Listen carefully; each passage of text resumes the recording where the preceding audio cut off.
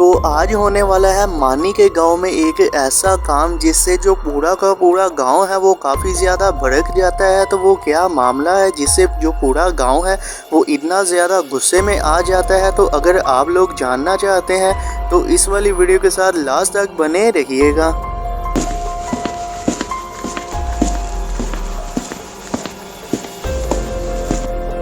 मामा जी, मुझे बहुत भूख लगी है, जल्दी से कुछ खाने के लिए दे दें। अच्छा सारा, तुम अपने भाई के साथ ना जाकर बैठ जाओ, मैं बस लेकर आ रही हूँ। और उसके बाद जो सारा है वो मानी के साथ बैठकर नाश्ता करने लग जाती है। और नाश्ता करने के बाद जो मानी और सारा है वो स्कूल के लिए चले जाते हैं। और स्कूल जाते ही जो सारा की दोस्त है वो उसे मिल जाती है। तो फिर देखते हैं कि आगे सारा और उसकी दोस्त के दरमियान क्या बातें होती है। आयशा, क्या हाल है तुम्हारा? तुम इतने दिन हो गए थे, स्कूल नहीं आ रही थी, क्या बात है? हाँ सारा, मैं तो ठीक हूँ, लेकिन ना मेरे घर में एक थोड़ा सा मसला चल रहा था जिस वजह से मैं ना स्कूल नहीं आ पा रही थी। आयशा, ऐसा क्या मसला बन गया है? तुम मुझे तो बता सकती हो। अच्छा सारा, मैं तुम्हें बताती हूँ क्योंकि तुम ही तो हो जो मेरी सबसे अच्छी दोस्त हो। वो सारा, मैं ना एक लड़के को पसंद करती हूँ और यही बात मैंने ना अपने घर वालों को बताई थी। वो मुझे ना फिर बहुत ही ज़्यादा झिड़के दे रहे थे और इस वजह से उन्होंने मुझे ना घर से बाहर निकलने से भी मना कर दिया था। इस वजह से सारा मैं ना इतने दिन हो गए थे कि स्कूल नहीं आ सकती थी। आयशा देखो, अगर तुम्हारे घर वाले नहीं मान रहे ना तो इसमें तुम्हारा ही फायदा होगा। नहीं सारा, मैं ना उससे बहुत प्यार करती हूँ और मैं उसे छोड़ नहीं सकती और मैं ना अपने घर वालों को मना कर ही रहूंगी।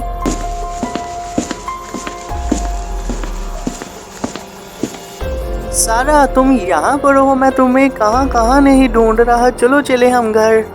अच्छा आयशा, अब हम ना घर चलते हैं और तुम ना किसी बात की टेंशन ना लेना। और उसके बाद फिर जो मानी और सारा है वो घर आ जाते हैं। और घर आते साथ ही जो सारा है वो काफ़ी ज़्यादा टेंशन में हो जाती है क्योंकि जो उसकी दोस्त आयशा है, सारा सोचती है कि वो कोई गलत काम ना कर ले जिसकी वजह से वो मुसीबत में ना पड़ जाए। और इसी सोच में जो सारा है वो पूरा का पूरा दिन ही बैठी रहती है। तो फिर देखते हैं कि सारा के साथ आगे क्या होता है।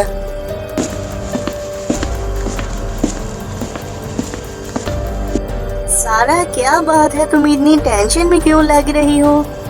कुछ नहीं मामा, मैं तो बस ऐसे ही यहाँ पर बैठी हुई थी और मामा मेरे ना सर में बहुत ही ज़्यादा दर्द हो रही है।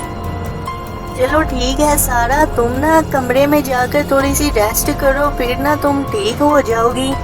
और जो सारा की मामा है वो सारा को ये कहती है कि तुम कमरे में जाकर थोड़ी सी रेस्ट कर लो। फिर जो सारा है वो कमरे में चली जाती है और कमरे में जाने के बावजूद भी जो सारा है उसके दिमाग में आयशा का तो ख्याल नहीं जाता और वो आयशा की ही बातें सोचती रहती है। तो फिर देखते हैं कि ये जो सारा का डर है वो सही निकल पाता है और जो आयशा है क्या वो हमें आगे जाकर कुछ मुसीबत में देखने को मिलती है या नहीं मिलती।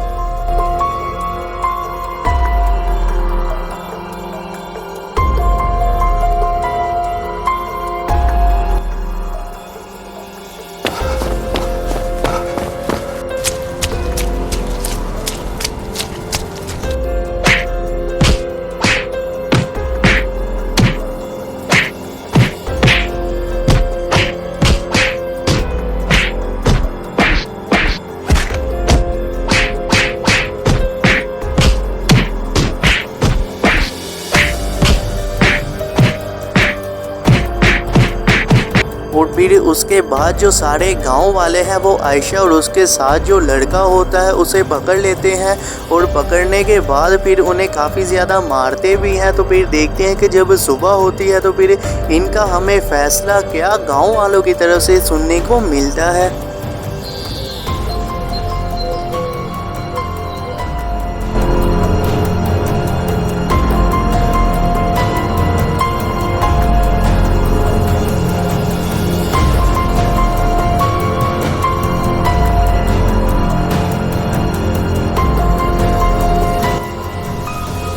मुझे कल रात के सारे मामले के बारे में बताया गया है और ये जो भी काम आयशा ने किया है ये बिल्कुल भी अच्छा काम नहीं किया है। इससे आयशा के घर वाले और गांव का बहुत ही नाम खराब होगा। इसके बारे में आपका क्या कहना है?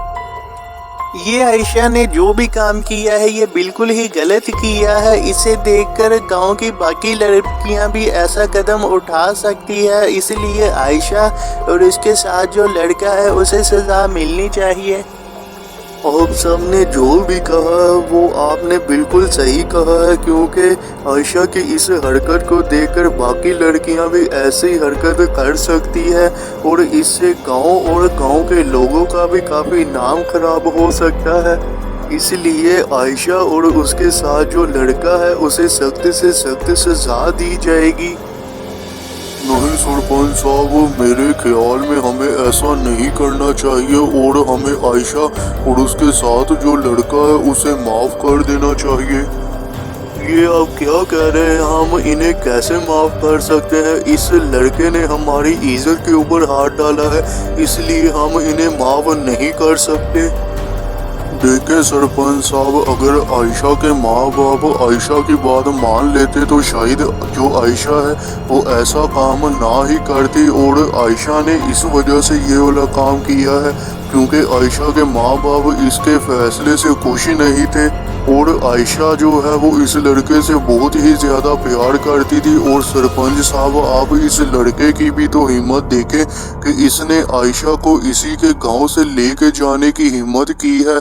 और सरपंच साहब, आप ये भी चीज़ देखें कि हमने इन दोनों को सजा देने का भी फैसला कर लिया है, लेकिन ये दोनों अभी भी एक दूसरे के साथ ही खड़े हैं। इसका मतलब ये है कि ये एक दूसरे का साथ कभी भी नहीं छोड़ेंगे और हमें सरपंच साहब अपने फैसले को इतनी जल्दबाजी में नहीं लेना चाहिए। और हम अपनी तो बात मनाते ही हैं, लेकिन हमारी जो बेटियां होती हैं हम उनकी बात तो बिल्कुल भी नहीं सोचते और जो भी कोई बात होती है हम उन्हें ही गलत कहते हैं। मेरे ख्याल में ये वाली बात बिल्कुल भी अच्छी नहीं है। हमें उनकी भी बात सोचनी चाहिए और उनका भी थोड़ा सा ख्याल रखना चाहिए, तो वो ऐसा कदम फिर कभी भी ना उठाएगी।